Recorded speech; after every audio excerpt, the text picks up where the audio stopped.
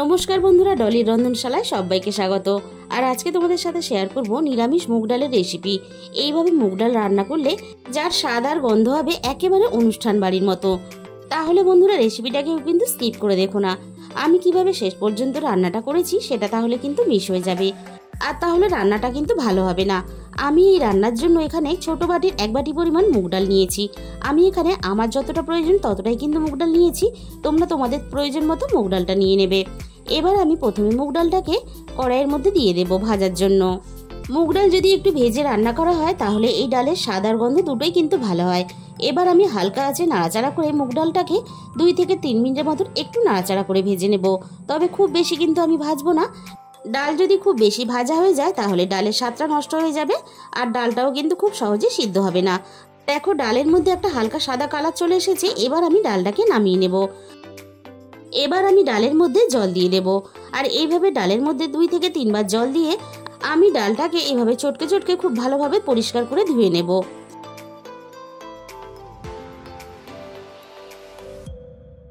ডালটা আমি খুব ভালোভাবে ধুয়ে নিয়ে ওই বাটির 1 বাটি পরিমাণ জল দিয়ে আমি ডালটা সিদ্ধ হওয়ার জন্য কড়াইয়ের মধ্যে দিয়ে দিলাম।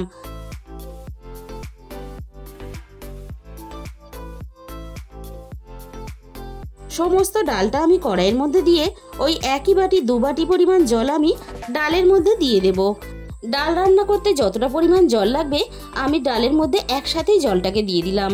এবার আমি ডালটাকে খুব ভালোভাবে সিদ্ধ হতে দেব। ডালটা ফুটে ওঠার সাথে সাথে জলের উপরে যে গাঁজা ভেসে উঠেছে এই গাঁজা ভাবটা কিন্তু ফেলে দিতে হবে, তবেই কিন্তু ডালের স্বাদ ভালো হবে। এবার আমি ডালটা খুব ভালোভাবে সিদ্ধ হয়েছে কিনা দেখে নেব। ডাল খুব ভালোভাবে আমাদের সিদ্ধ হয়ে গেছে। ডালটাকে এবার আমি খুব ভালোভাবে ঘেঁটে দেব। আমি এখানে চামচের সাহায্যে ঘেঁটে দিচ্ছি, তোমরা চাইলে ডাল কাটা দিয়েও ডালটাকে ঘেঁটে নিতে পারো। আর এই ডালটাকে খুব বেশি কিন্তু পাতলা করে রান্না করলে হবে না, একটু বেশ গাঢ় রেখে রান্না করতে হবে। সেই বুঝেই কিন্তু ডালটাকে জল দিয়ে সিদ্ধ করে নিতে হবে। এবার আমি ডালের মধ্যে দিয়ে দেব অল্প একটু হলুদ গুঁড়ো। ডালের মধ্যে কিন্তু খুব বেশি পরিমাণ হলুদ গুঁড়ো দিলে তাহলে কিন্তু ডালটা দেখতেও ভালো লাগে না আর খেতেও ভালো লাগবে না। এবার আমি 1 চিমটি এখানে দিয়ে দিলাম ঝাল লঙ্কার গুঁড়ো, আর দিয়ে দেবো এখানে স্বাদ মতো লবণ। আর ডালের মধ্যে যখন মশলাগুলো দেবে অবশ্যই গ্যাসের ফ্লেমটা একেবারে লো করে দেবে, তা না হলে মশলাগুলো ডালের মধ্যে ডেলা পাকিয়ে যেতে পারে। এবার আমি চামচের সাহায্যে আবারও মশলাগুলো খুব ভালোভাবে নাড়াচাড়া করে ডালের সাথে মিশিয়ে দিলাম। ডালের মধ্যে কোনো রকম যেন মশলা ডেলা থেকে না যায় তার জন্য আমি খুন্তি দিয়ে একটু নাড়াচাড়া করে দিলাম। ফোড়ন দেওয়ার আগে আমি ডালটাকে 5-6 মিনিটের মতো খুব ভালোভাবে ফুটিয়ে রান্না করে নেব। ভালোভাবে একটু ফুটিয়ে রান্না না করলে তাহলে কিন্তু ডালের আসল স্বাদটা আসবে না। আমি খুব ভালোভাবে ডালটাকে রান্না করে নিয়েছি। এবার আমি ডালটাকে কড়াই থেকে নামিয়ে নেব। কড়াইটাকে আমি খুব ভালোভাবে পরিষ্কার করে আবারও গ্যাসের মধ্যে বসিয়ে দিয়েছি। প্রথমে আমি কড়াইয়ের মধ্যে দিয়ে দিলাম 2 চামচ পরিমাণ সর্ষের তেল। সর্ষের তেলটাকে খুব ভালোভাবে হাই হিটে কিন্তু গরম করে নিতে হবে। এবার আমি ফোড়নে দিয়ে দিলাম 1/2 চামচ পরিমাণ গোটা জিরে।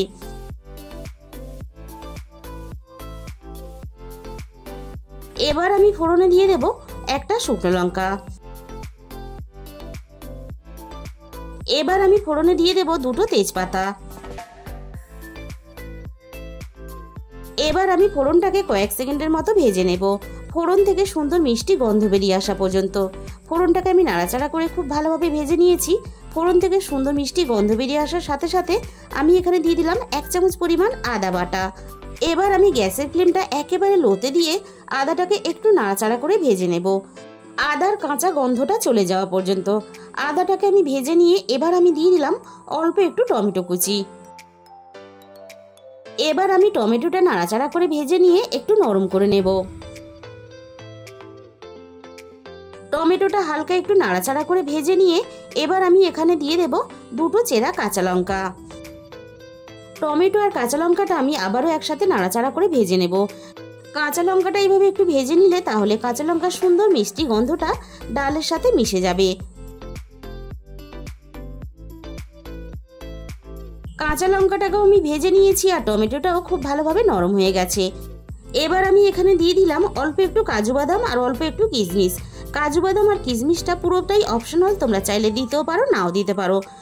তবে দিলে ভাত দিয়ে যখন ডালটা মেখে খাবে মুখের মধ্যে পড়লে খেতে বেশি ভালো লাগবে। কাজু বাদাম আর কিশমিশটাকে আমি হালকা একটু নাড়াচাড়া করে ভেজে নিলাম। এবার আমি এখানে দিয়ে দেব সামান্য অল্প পরিমাণ জল।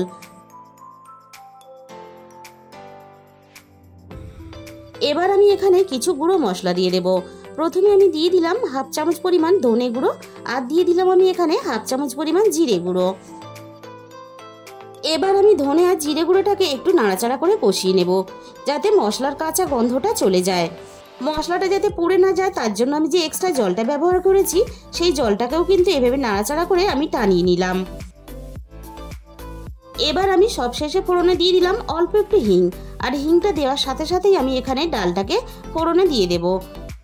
অল্প একটু ফোড়নে হিং দিলে তাহলে একেবারে অনুষ্ঠান বাড়ির মতো স্বাদ ও গন্ধ দুটোই কিন্তু বজায় থাকবে। আর হিং ফোড়ন দেওয়ার সাথে সাথেই কিন্তু ডালটাকে ঢেলে দিতে হবে। হিং যদি পুড়ে যায় তাহলে ডালের মধ্যে একটা তিতকুটে ভাব চলে আসবে। আমি এবার ডালটাকে সব কিছুর সাথে নাড়াচাড়া করে খুব ভালোভাবে মিশিয়ে দিলাম। এবার আমি এখানে দিয়ে দিলাম স্বাদ মতো চিনি। যেহেতু নিরামিষ ডাল তাই অবশ্যই অল্প একটু স্বাদ মতো চিনি ব্যবহার করতে হবে, না হলে কিন্তু ডালের স্বাদটা ভালো আসবে না। চিনিটা আমি নাড়াচাড়া করে খুব ভালোভাবে মিশিয়ে দিয়ে ডালটাকে আমি আরও এখানে মিনিট 5 মতো খুব ভালোভাবে রান্না হতে দেব। ডাল আমি খুব ভালোভাবে রান্না করে নিয়েছি, আর ডালটা দেখো বেশ গাঢ় হয়ে এসেছে। এর থেকে বেশি আমি আর গাঢ় করব না, তাহলে ঠান্ডা হওয়ার পরে অনেকটা কিন্তু বসে যাবে। এবার আমি ডালের মধ্যে অল্প একটু গরম মশলার গুঁড়ো দিয়ে দিলাম।